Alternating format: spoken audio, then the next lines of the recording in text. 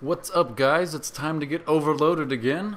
I've got some LA Noire today. I know this game's been out for a little while. I actually picked it up at the midnight release, which was pretty pitiful, I have to say, but this wasn't a hotly anticipated game. It was getting a lot of really good reviews, but it has no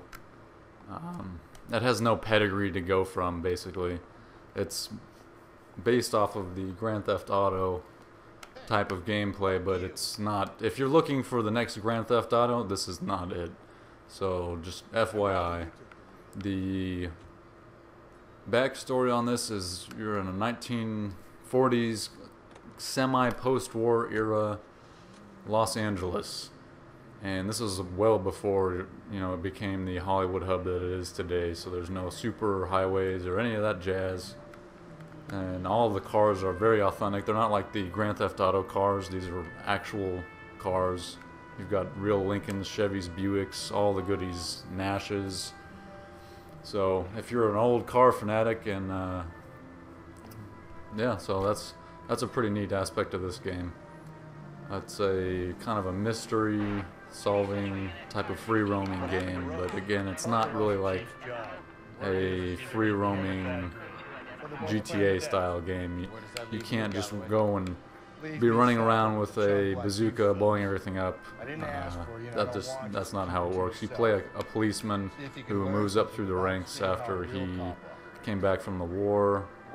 And the most impressive thing about all of this technology that's in this game is that the facial expressions that the players, or not the players, I'm sorry, the NPCs and your character make are unlike anything that I've ever seen before. It's some kind of a new facial recognition technology. It almost captures the actors' facial expressions and puts those, kind of overlays them onto the in-game NPC's face. It's kind of weird at first when you see it, because it looks almost too real, that it looks freaky. But again, it makes the cutscenes a lot more interesting, and you can get more of a feel for what the characters are feeling and are trying to convey, whether or not they're lying or telling the truth, if they're really mad or not, that kind of thing. So that's pretty cool. I'm taking a really long time to get to this murder scene. It looks like it's right up this hill. Whoa. There we go. That was... Oh. Well, apparently you can't run over people either. That was the first time I tried that. Well, I didn't try it on purpose, but... yeah. So looks like we're walking up on a fresh crime scene here. A scoop for the Examiner, Galloway. You could use some good press. Another tramp, another message. Is the werewolf back in business, boys? Do you have a mother, asshole? A sister? How about showing some respect for this poor woman? Let us do You can see those facial expressions are very, very realistic. He's good, Rusty. Even sounds genuine. That's Phelps, guys. The war hero. Defending the honor of murdered humps. Get used to it, Phelps. Move it along, guys. You got your pictures, you got your headlines. Now scram. So it looks like we're dealing with a murder of a woman, a brutal murder of a woman, done by a so-called werewolf murderer. So when you walk up on one of these crime scenes... Okay. Well, that was pretty brutal.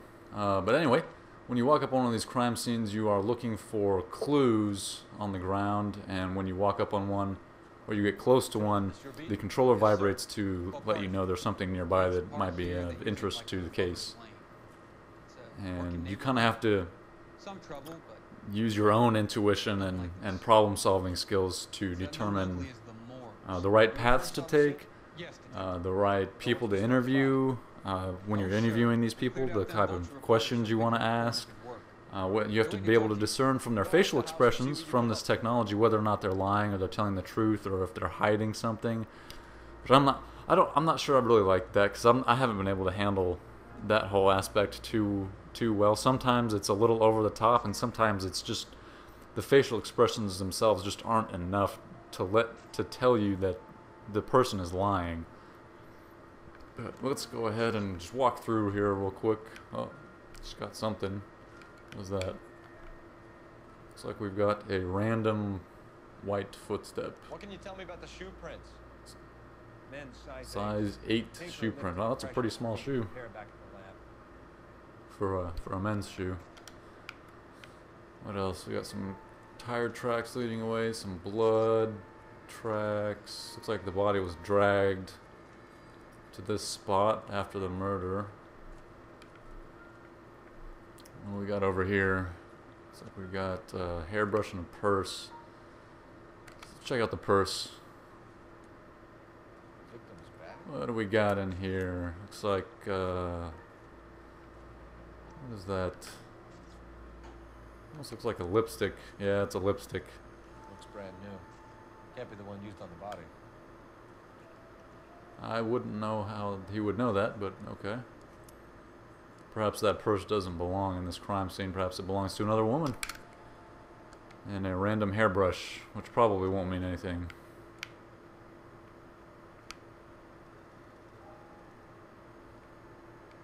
Yeah, doesn't look like anything interesting there.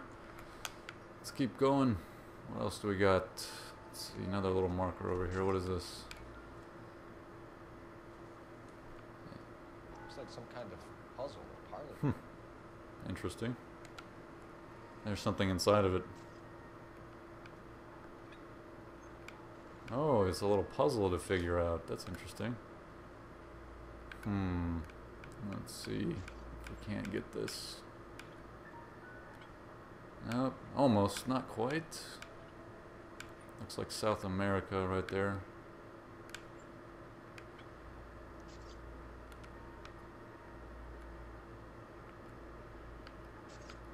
There's the Upper Americas. Oop, one more. Let's go all the way down. It won't let me go. Well, let's try that. Anyways, there we go. Opened it up. What do we have in here? A lighter.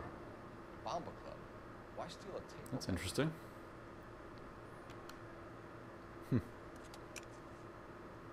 Very cool. I actually have an old table lighter, not quite like that, but nonetheless. I don't really want to show you guys the body because that's pretty grotesque looking. But anyways, we'll have a little conversation with this guy. Has the scene been secured? Chrome and Houlihan saw to it.